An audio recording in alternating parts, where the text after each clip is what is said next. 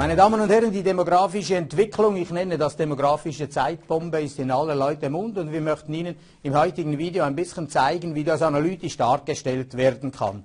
Ich beginne mit einer einfachen Grafik. Hier die sogenannte Alterspyramide. Es ist eine Grafik, die habe ich vom Economist übernommen und kurz dargestellt. Hier oben finden sich die älteren Alterskohorten, also hier eigentlich die gesamten Alterskohorten von 0 bis 4, 5 bis 9 Jahre, 10 bis 14. Hier oben dann die Älteren und üblicherweise spricht man ja dann davon, dass wir hier in der Mitte, nicht wahr, so zwischen 15 und 65 die aktive Bevölkerung haben. Auf der linken Seite sehen Sie die Männer, auf der rechten Seite die Frauen und dann sagt man ja dann, dass also diese aktive Bevölkerung, die finanziert auf der einen Seite oder stützt auf der einen Seite die Jungen, die Kinder, und Halbwüchsigen und dann, und das ist ja das, was man oft als Problem identifiziert, die oberen Alterskohorten hier. Nun, das ist so lange kein Problem, als das hier relativ klein und das da unten relativ groß ist. Und jetzt schauen wir uns einmal einzelne Jahre an.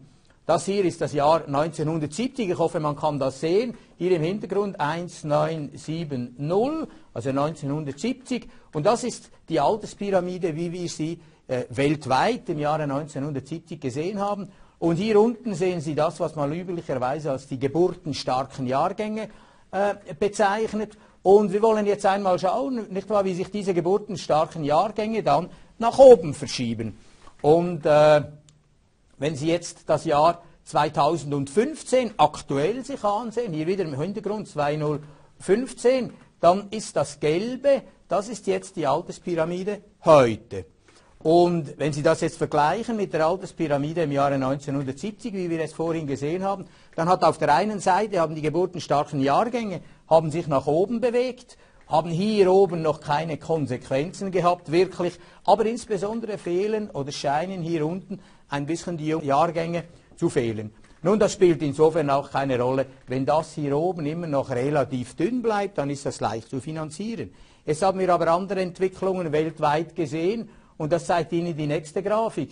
Das ist die Entwicklung der Lebenserwartung von Männern. Bei Frauen sieht das ähnlich aus, einfach noch ein bisschen höher. Und Sie sehen hier im Jahre 1950 und 60 hatten wir eine durchschnittliche Lebenserwartung der Männer im Bereich von 40 bis 45 Jahren.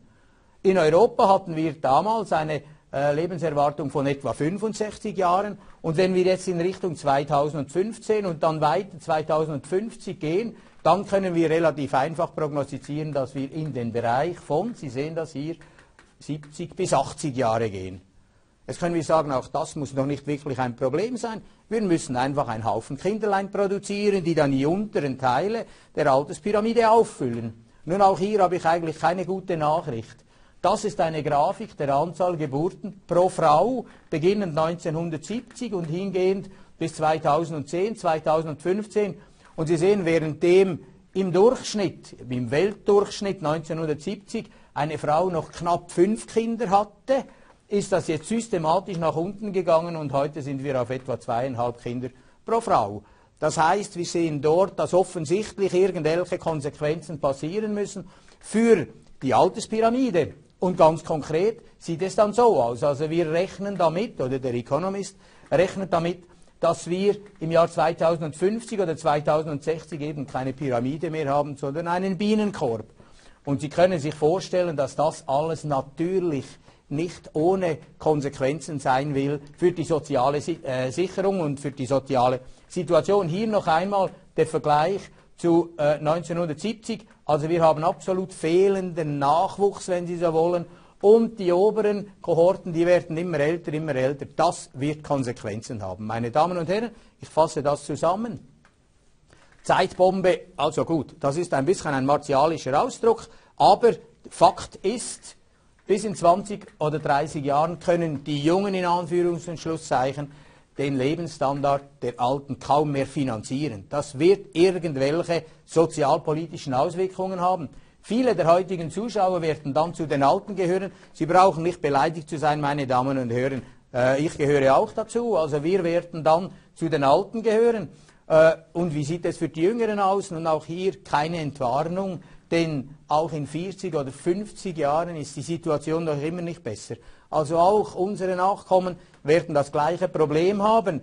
Was heißt das ganz konkret? Nun, das heißt, dass vielleicht die staatlichen Systeme, die uns heute unterstützen, dann nicht mehr so funktionieren werden wie heute, sei das die AHV oder die zweite Säule. Und die Konsequenz ist eindeutig, meine Damen und Herren, sorgen Sie vor.